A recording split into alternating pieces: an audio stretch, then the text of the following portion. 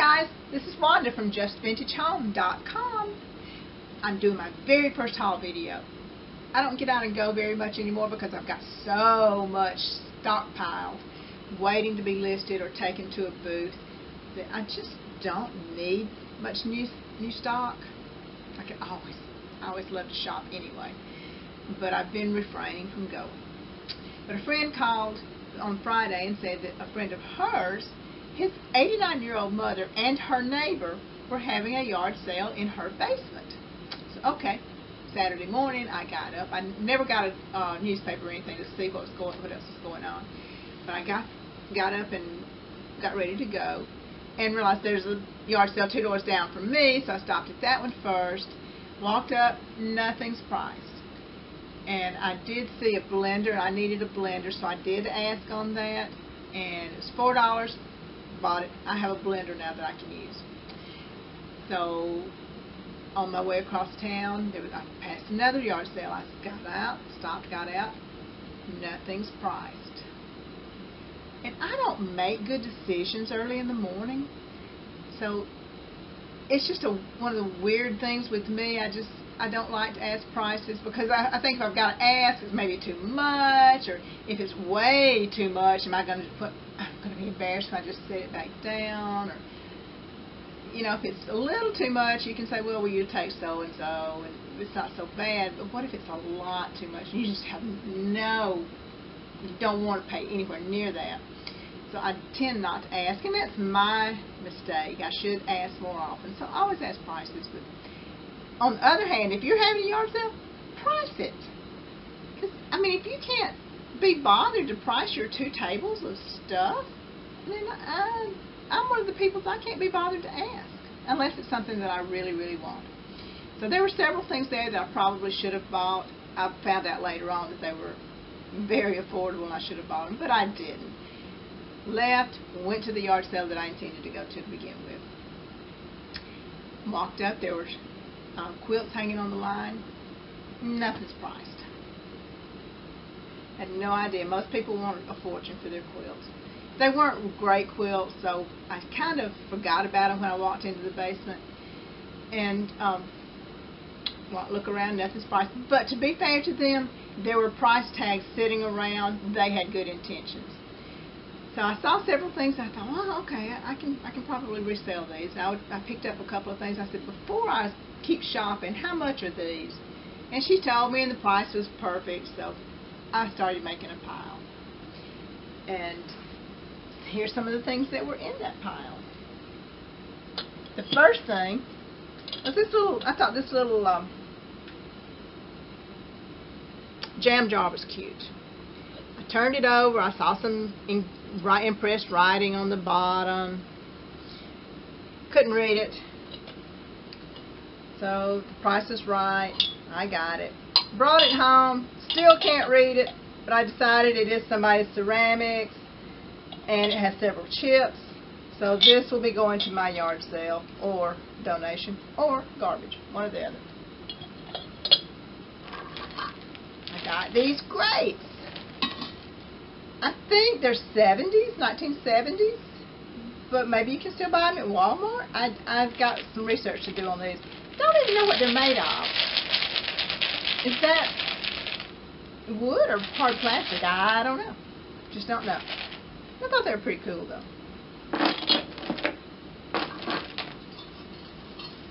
Measuring tapes. Because I buy cloth measuring tapes. I buy them not to resell. My sewing room is full of cloth measuring tapes. It's just something I do. And but I got them home and realized they're Dickies. See that? Are we focusing on this? I saw where somebody has one similar on Etsy for $12, and somebody has a similar one on eBay for $39.99. I think it's wishful thinking. So mine will definitely be in the lower range. Then I got this butter mold. It's plain, nothing special. So This will go in the booth. This and yeah, this will go in the booth, or one of the booths. I have two booths. I have one in Childersburg called Childersburg Pickers, Childersburg, Alabama, and I have one in Opelika, Alabama, named Angel's Antique Mall. The one in Childersburg I share with a friend, and I don't have much in there. I really don't have time to have two booths and online sales. This was a new, I guess I'm sure new, iron candle stand. Just can't figure out whether I'm in the right range here for the camera.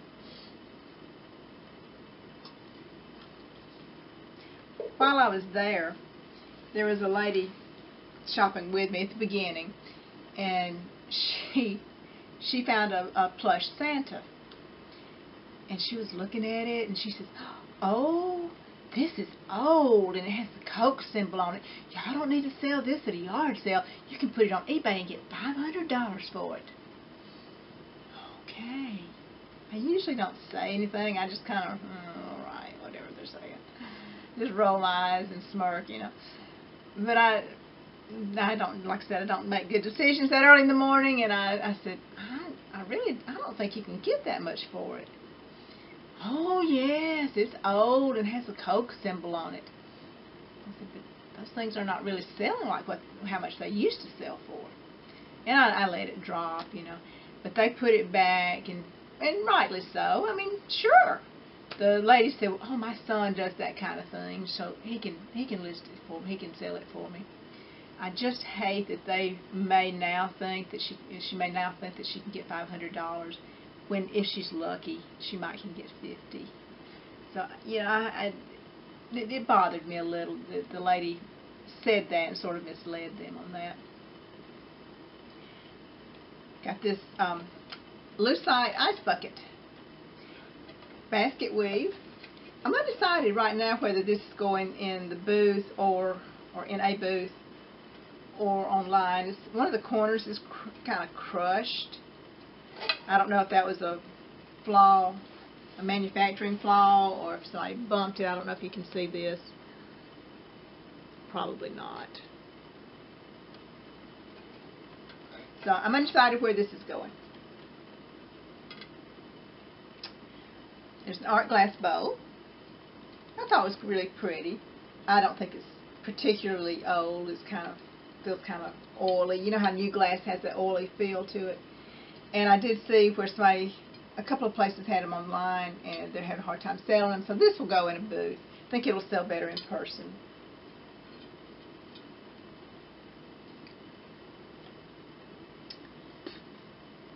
How about a candy jar?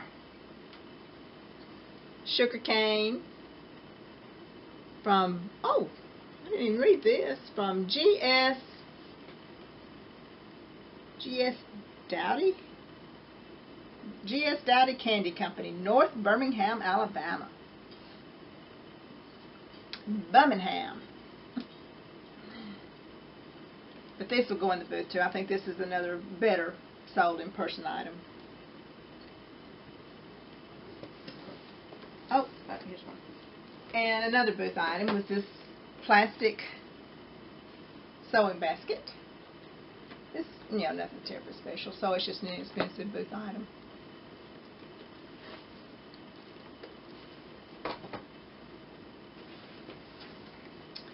Better items I got is paint by number. It's never been used. It has 3 pictures in there. Paint by number with 24 brilliant oil colors. I haven't even opened it good enough to see if the oil, I'm sure the oil's dried up, but you know, it may not be. Oil sometimes doesn't dry up as much. Here is a suitcase. She says, "We never even used those." Well, they'd stored a little dirty, and they need cleaning. I don't know how well I'll be able to get them cleaned, but I'll try. This will be probably Angel's and its partner.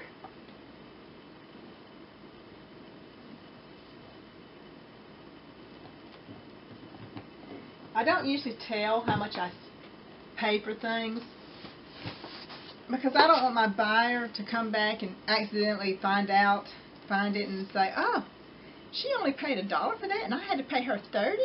Well, yeah, sometimes I get to do that, but sometimes I had to pay $35 and had to sell it for $30. So I just don't usually say how much I pay for things. I love it when other people do, though. So this is the best item we got. This travel bar. And it still has tags.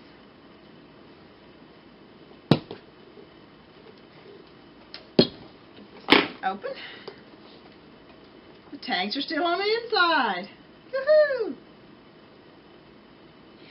She kept going on and on about what a steal I was getting on this thing. And the story was, somebody gave that to us as a gift, and we don't even drink. They thought we were drinkers. We don't even drink.